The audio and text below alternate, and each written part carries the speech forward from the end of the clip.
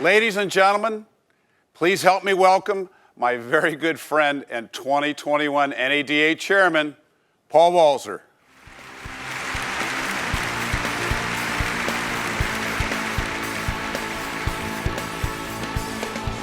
Paul, you are passionate and articulate, and you believe in collaboration in your leadership style, which is perfect for the NADA. Here's a set of keys to the NADA that help you drive it into the future and our industry along with it. Here you go. Thank you, Rhett. You have led us through a truly remarkable year. And on behalf of NADA and franchise dealers all across this country, thank you for what you did this year. Thank you. Thank you.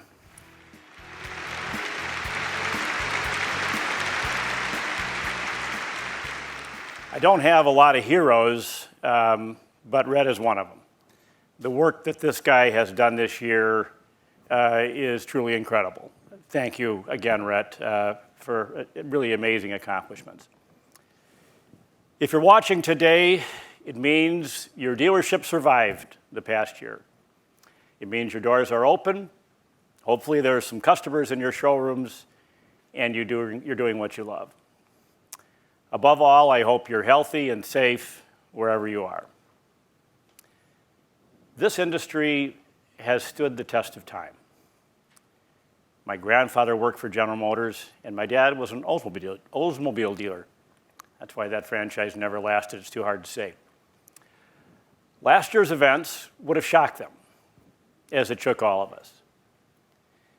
In 2020, we saw our country, the economy, society itself shut down. And it was scary and horrific for so many. And as business owners, we faced hardships like never before.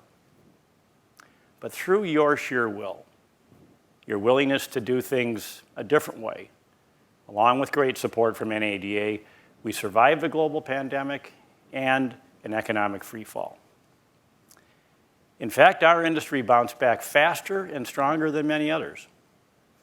By October of 2020, dealers had rehired nearly all their employees, and the pace of new vehicle sales had rebounded to levels close to what they were before the crisis, as we learned to sell cars both in-store and online. All in all, we sold 14.5 million new vehicles, despite a pandemic year. But there's more to the story. This is an important moment for dealers everywhere, because the truth is, we don't live in the same world we used to. And sometimes, instead of having conversations about what's going well, we also need to talk about what's not perfect and what we can do better. Because ultimately, it is on all of us to do what is necessary to preserve and protect this wonderful franchise system. As you know, there are some who believe that system isn't wanted or needed, that there's a better way without us. Does anybody seriously believe that the franchise system was only intended to sell and service vehicles with internal combustion engines? Of course not. So what should we do? Well, we need to get better and we need to get stronger. This is one of the most important tools we can use this year. It's a clean sheet of paper. If we want to improve, if we as an industry are serious about becoming stronger, and if we want to have a sustainable shield against the disruptions of the world, we need to start looking at things differently. Sometimes you just need a clean sheet to evaluate how you would do things without the usual playbook, as if you were starting over. With that in mind, let's look at 3 areas that, if improved, could materially strengthen the franchise system: diversity and inclusion, dealer and OEM relationships, and dealer involvement. Let's start with diversity and inclusion. These are not just buzzwords. Diversity pervades every aspect of our culture, including business. Today, there are more than 331 million people in the United States, which makes us the third largest country in the world, but no one holds a candle to our diversity. Between now and 2030, minority racial groups will get bigger, with Hispanic and Latino populations making up 21% of the pie, followed by Black and Asian Americans. And if you think this is a long way from now, think again. On the first day of 2020, whites under the age of 18 were already in the minority. The bottom line, we are seeing the most significant demographic shift in American history. But are we seeing it in our dealerships? The National Association of Minority Auto Dealers was founded in 1980. And while the total number of minority-owned dealerships has slightly increased since then, the number of African-American-owned dealerships has declined.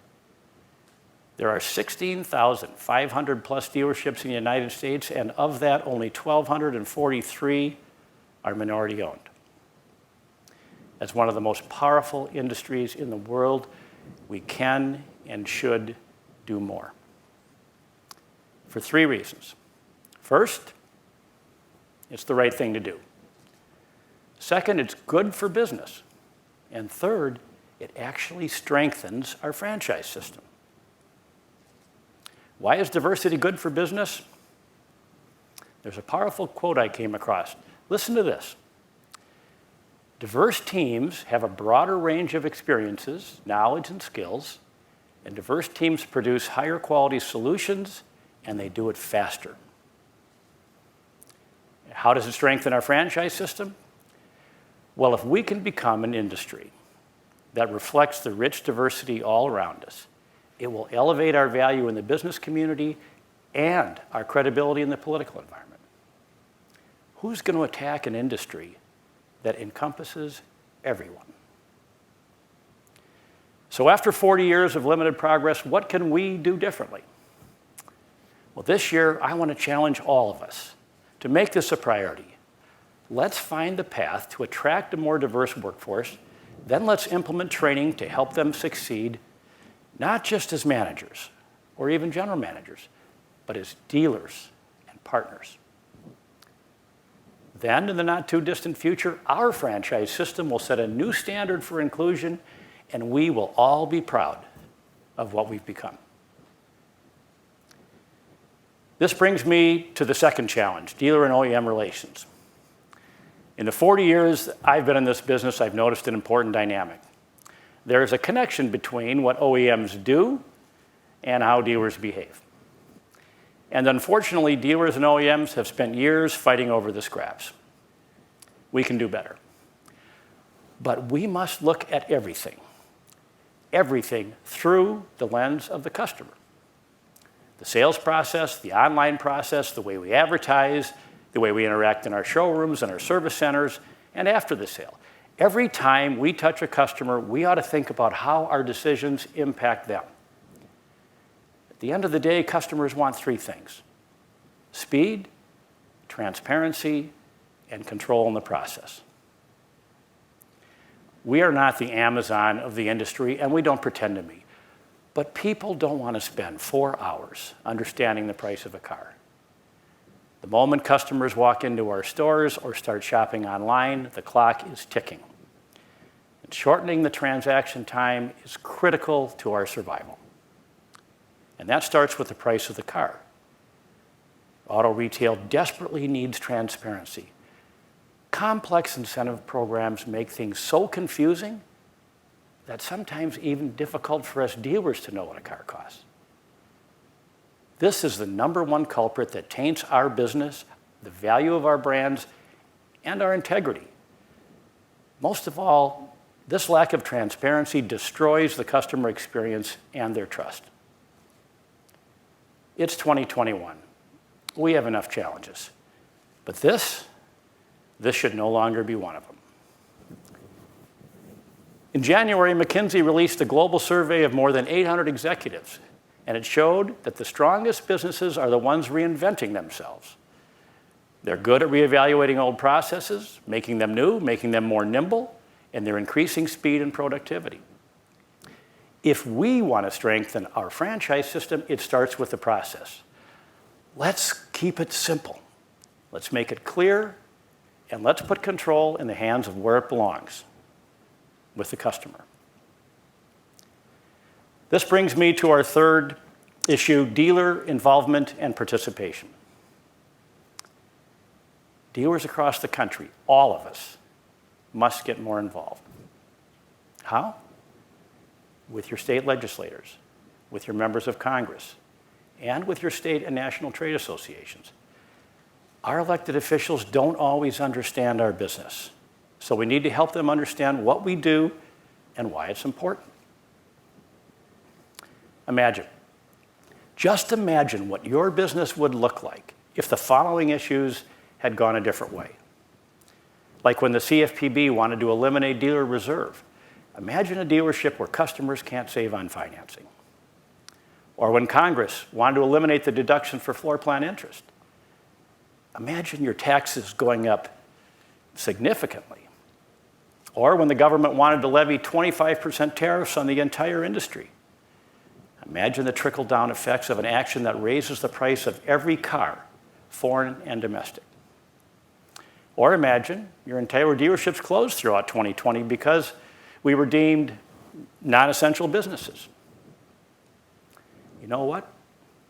It was dealers who came to DC, who walked the halls of Congress, who called their state legislators and governors between running a business and before going home to their families. Those engaged dealers advocated for all of us. And together, working with our elected officials, we saved dealer reserve and kept floor plan interest fully deductible, fought off destructive tariffs, and kept our businesses open. It was dealers who made the difference. In 2009, several Minnesota dealerships were targeted to be closed.